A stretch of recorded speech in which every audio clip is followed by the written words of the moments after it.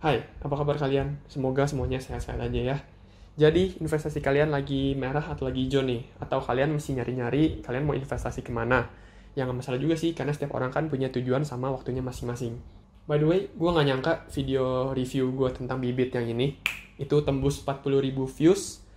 Padahal gue cuma pengen sharing-sharing aja sih. Dan thank you juga buat kalian yang udah pakai kode referral gue waktu kalian daftar di Bibit. Kemarin tuh ada kayak 30-an orang deh. 30 sampai 35 orang. Jadi thank you banget yang udah pakai kode referral gue ya.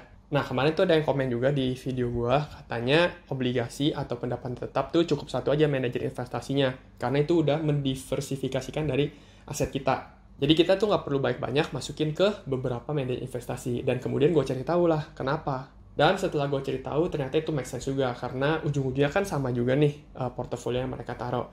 Dan ya udah, sekarang gue masukin ke satu manajer investasi yang baru, yang menurut gue ini lebih oke lah daripada yang kemarin si Manulife sama si ABF Index Fund. Oke, buat kalian yang investasi di reksadana, gimana portofolio kalian sekarang? Apakah merah atau hijau? Mungkin kalau kalian yang banyak taruhnya itu di pendapatan tetap, obligasi, sama saham, gue rasa sih porto kalian lagi merah, karena rata-rata semuanya lagi pada turun. Kalau porto gue sendiri, ya lagi merah, karena emang banyakan gue di pendapatan tetap sama saham. Jadi udah 2 hari lalu tuh bener-bener puncaknya tuh terendah, pucuk dari rendah gitu. Dan itu bener-bener lumayan gede lah minusnya. Jadi gue rada kaget pas buka, anjir kok segini ya duit gue. Cuma ya udahlah, itu kan masih gue pakai jangka panjang, jadi masih aman-aman aja. Oke, langsung kita buka dashboardnya aja ya. Jadi ini portofolio gue. Kemarin kan yang waktu itu terakhir gue review kayak masih plus 400 atau berapa gitu ya. Karena itu lagi profit semua. Dan sekarang lagi negatif, semuanya lagi loss. Mari kita telah satu-satu ya. Jadi kalau misalkan dari pasar uang, kalau pasar uang sih nggak ada masalah ya, karena emang gue nggak top upin lagi dan gue juga nggak tarik, jadi gue diemin aja dia bekerja dengan sendirinya. Kalau kita lihat di grafiknya berapa bulan ya? Ya anggaplah 3 bulan terakhir kita lihat, ya ini pasti naik terus sih. Jadi ya aman-aman aja, nggak ada masalah gitu. Oke, kita langsung ke obligasi ya. Jadi kemarin kan gue tuh ada 3. Ada Majoria Sukuk, ada Manulife, sama ABF Index Bond. Nah, kemarin itu karena semuanya minus, dan gue setelah baca-baca dari komentar kemarin di YouTube gue, jadinya gue mencari satu manajer investasi yang lebih baik gitu daripada mereka. Jadi nanti si Manulife ini bakal gue jual dan gue pindahin ke sini. Kebetulan kemarin si ABF itu udah gue jual duluan, karena ya udahlah, daripada minus terus gue cut aja, nggak apa-apa, nggak masalah, gue cut terus gue masukin ke si dana mas stabil. Jadi setelah gue cari-cari ya, gue baca-baca di obligasi, ternyata ada satu manajer investasi ini yang menarik, yaitu si dana mas stabil. Kenapa menarik gue bilang? Karena kita lihat di sini grafiknya ya. Grafiknya itu tuh stabil sesuai namanya. Jadi dia tuh selalu naik. Dan ini tuh ada yang lonjakannya tiba-tiba tinggi gitu. Tapi itu dia tuh selalu naik. Kenapa selalu naik? Mari kita buka holdingnya. Nah, holding ini berbeda dari yang kayak si Manulife atau nggak ABF ya. Kemarin kan kalau kita lihat kan emang rata-rata tuh obligasi pemerintah. Tapi di sini ada beberapa yang gue nih nggak tahu maksudnya apa, kayak Sinar Mas Multifinance, PLN, Moratelindo, Lontar, Wom Finance, dan lain-lain ini. Mungkin nanti setelah gue baca-baca dan gue cari tahu, bakal gue update lagi. Nanti gue bikinin video lagi buat kasih tahu ini tuh holdingnya tuh apa sih.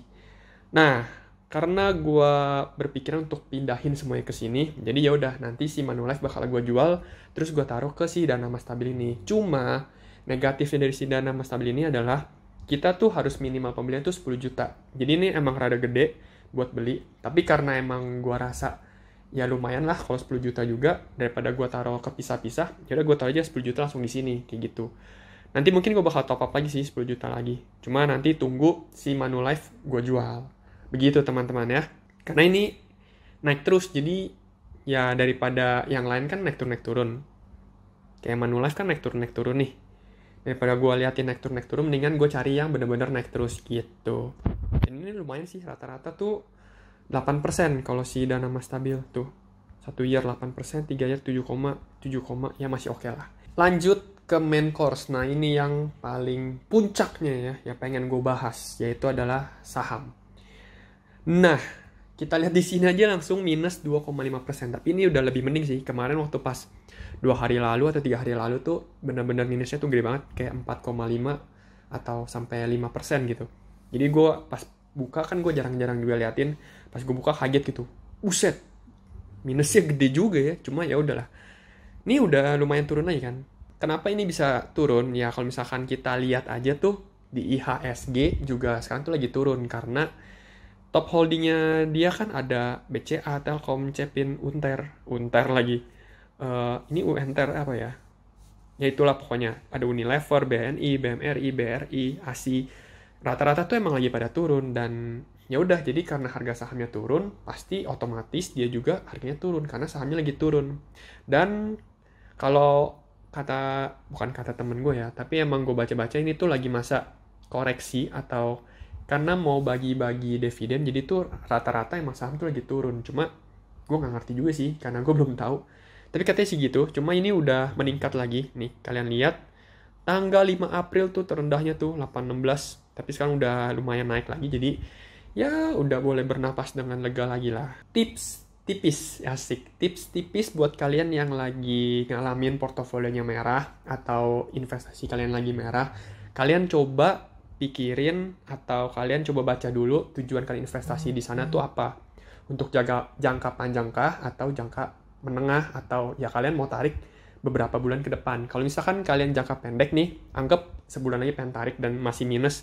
Dan kalau kalian baca grafiknya ternyata masih minus terus nih, kalian mending cut aja sekarang daripada nanti sebulan depan makin minus lagi. Atau kalau kalian menengah, ya kalian bisa tahan dulu sebentar. Sampai kalian rasa kayaknya masih bisa ditahan deh, atau kalian punya duit lagi buat kalian top upin sedikit supaya bisa di average down. Tapi kalau kalian misalkan jangka panjang, ini bener-bener gak ada masalah sama sekali karena gue sendiri pun waktu pas gue lihat ya kaget, tapi ya udah karena ini buat jangka panjang, mungkin 10 tahun lagi atau 15 tahun lagi. Malah kemarin waktu pas turun ini gue top up lagi karena menurut gue ya ini saat yang bagus buat gue top up lagi karena harganya lagi murah gitu. Tapi itu balik lagi ke tujuan kalian masing-masing ya. Itu tips tipis aja sih dari gue. Oke, mungkin segini aja buat gue update tentang si reksadana. Karena gue gak pengen update cuma waktu pas lagi untung doang. Jadi waktu pas jadi lagi rugi, gue pengen kasih tahu juga gimana gue ngehandle-nya atau berapa yang gue loss gitu. Ya kalau ditotalin sih cuma 0,6. Cuma kalau sahamnya sendiri tadi 2,5an ya lumayan lah ya. Tapi gak masalah karena gue masih jangka panjang, jadi dibawa santai aja sih. Dan jangan lupa kalian kalau mau top up pakai GoPay karena lagi ada promo juga tuh bukan setiap ya, tengah-tengah bulan nanti kalau nggak salah ada promo cashback lagi 15.000. Kemarin ada 40.000, jadi lumayan banget kalian top up pakai GoPay, jangan lupa. Gue nggak disponsori sama GoPay ya, oke? Mungkin segini aja video kali ini. Thank you buat nonton, sampai jumpa lagi di video selanjutnya. Ya, semoga gue bikin lebih cepat sih. Bye-bye!